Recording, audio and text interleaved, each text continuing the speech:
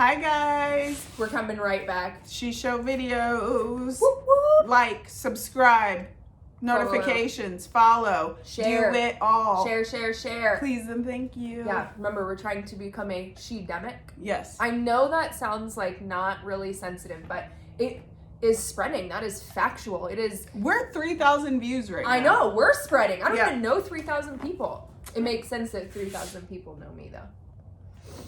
Here we are. We started right down. Well known. We were here, then she took a hard left. You know what? Listen, we were trying to do a recall of 2 Put-in-Bay trips in one, and we couldn't because I had to tell the full story. The details don't matter. Yes, they do.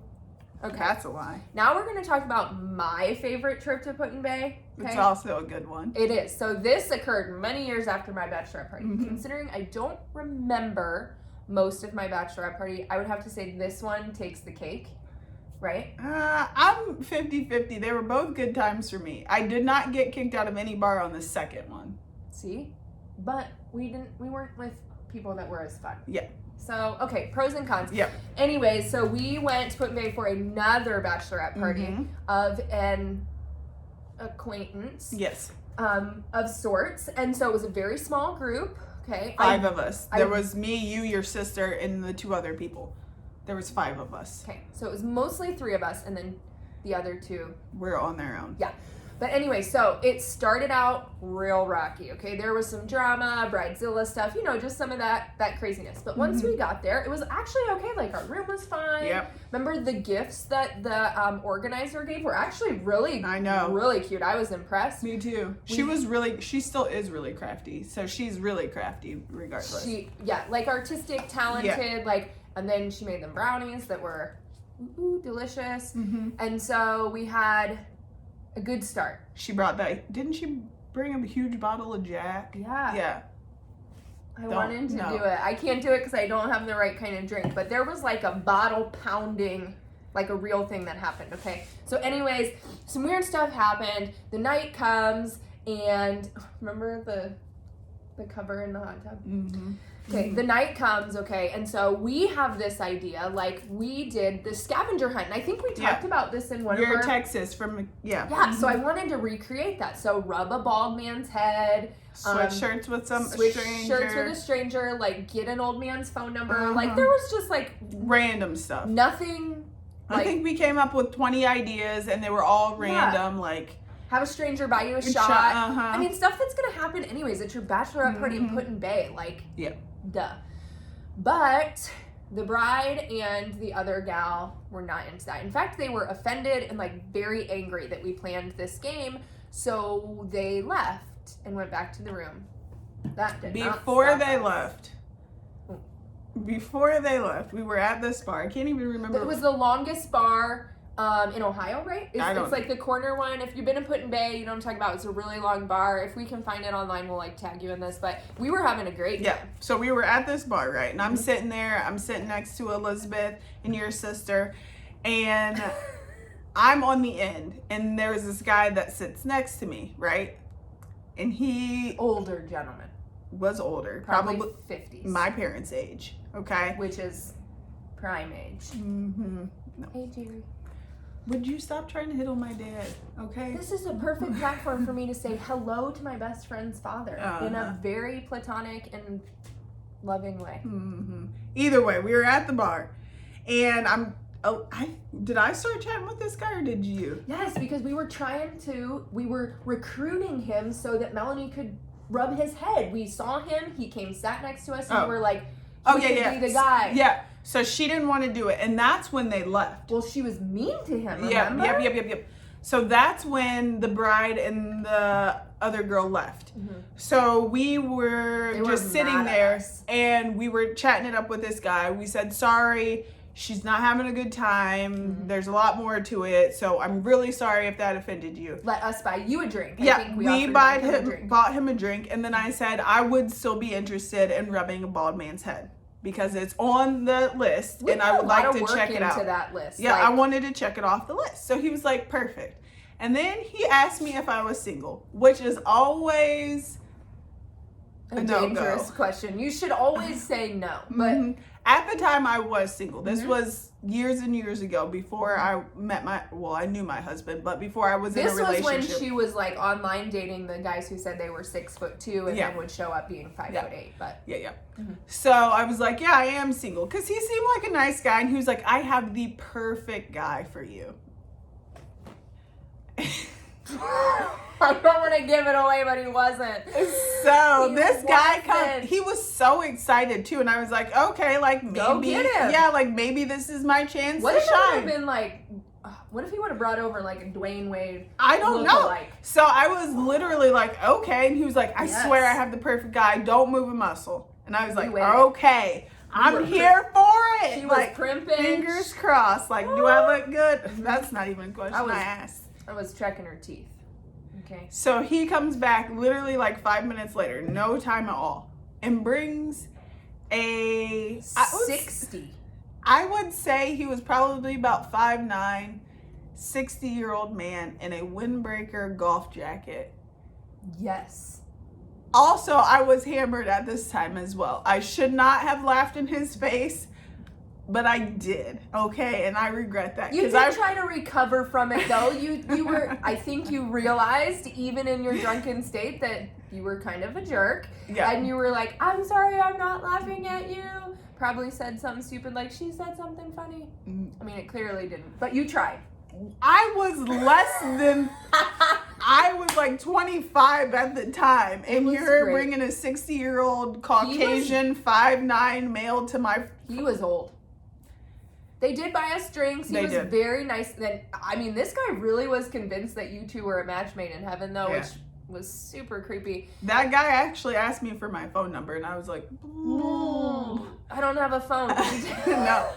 I think at the time I remembered one of my old roommates' numbers offhand, and I would give that out. Did I ever tell you that time I was in a club? No, but I love this already. I was in a club, and me and these girls that I lived with, they were sisters, and I remembered one of their phone numbers by heart because I would always call her. So this guy asked me for my phone number. Been there 1,000 times. Listed off the phone number. Boop, boop, boop. Here you go. Have a good day. He was like, I'm going to call you so you have my number. Did you run? No, I'm sure my face looked panicked. Okay, was this in the same times when you would put on a persona to go out with these same roommates? And we all had Russian a persona. Or Anastasia Beaverhausen. Okay. Thank you, Will and Grace. Okay. Let's get back. So Put-in Bay started with the scavenger hunt, right? This is the time we met the Canadians. It was National Talk Like a Pirate Day, which is apparently a real thing. It is. So they were speaking pirate, like not just this group of people, but everybody. People were wearing eye patches and peg legs, and like it was very weird. We did not know this was a thing. A lot of people saying "surrender ye booty." I remember that. That's true. Yeah, and then there was the mime. Remember the one guy was a mime, and then there was somebody doing fire tricks, and then we got pizza, and we heard some really great stories from my sister on that trip. Yeah.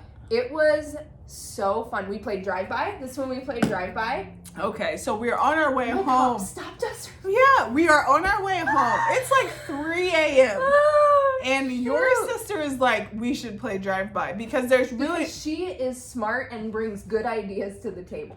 So this is the only place that really had homes like on it. So there were like places like the side streets from the main street, like back to the convention center, wherever we stayed. There's like so she was like, let's play drive-by. We're both drunk. We just got finished listening to All That. And oh my gosh, Peg Leg Amy. Yes. There were so many good times. And she was like, let's play drive-by. And she was like, this is how it works. So if you see a car and the lights come, you're shot. You're dead. You can't get the light can't pass you. And I was like, okay. So imagine, if you will, a drive-by.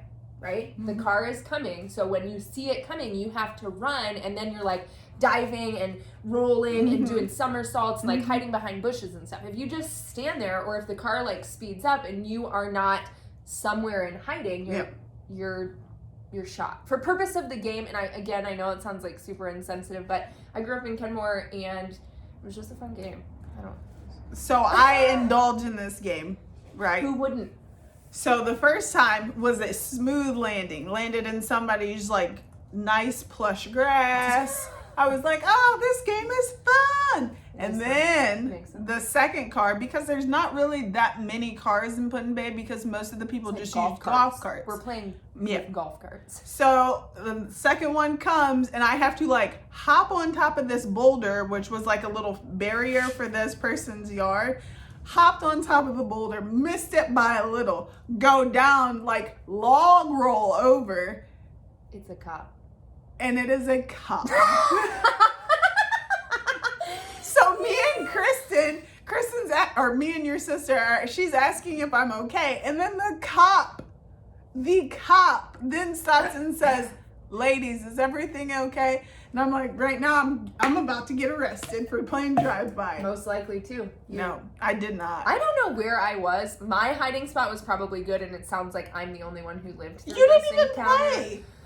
I don't know, but I love this story because Oh my God. he was nice. That police officer was very nice. He just was like, you guys are weird. Yeah. Go back to your We hotel. were on our way to our hotel and we could see it from where we were. So we were like, it's just right over there. Oh my gosh. Remember then we had to get in and they acted like they were asleep and we had to like sneak in quietly and we were all hammered drunk. So if you've ever been actually asleep in a room when drunks come in, it's not a good idea. It is not a good then idea. the whole ride home the next day was silent. It was uncomfortable. I was at one point texting Elizabeth because I didn't know what to say.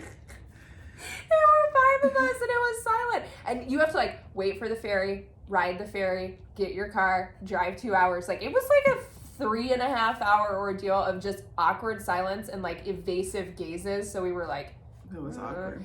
But it was still my favorite trip to Put in Bay. That's because you don't remember the first. I mean, yeah.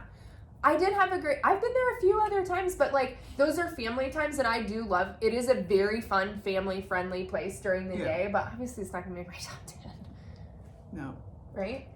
Yeah, I agree. Those 2 times, your bachelorette and the other bachelorette, those were my favorite times in Put in Bay. Girl trips are key. I think we should talk about that. Okay. The importance of girl trips. Yeah, and guy trips for the guys. Same thing. Yeah. But, all right, listen, subscribe, like hit share, the bell, share, do all the things. stuff. All of the things. Yeah, hashtag She Squad. You guys are awesome. We love you. Strong. Say that 5 times fast. She Squad strong. No, I'm out. Second one, I'm out. Thanks, guys. Bye.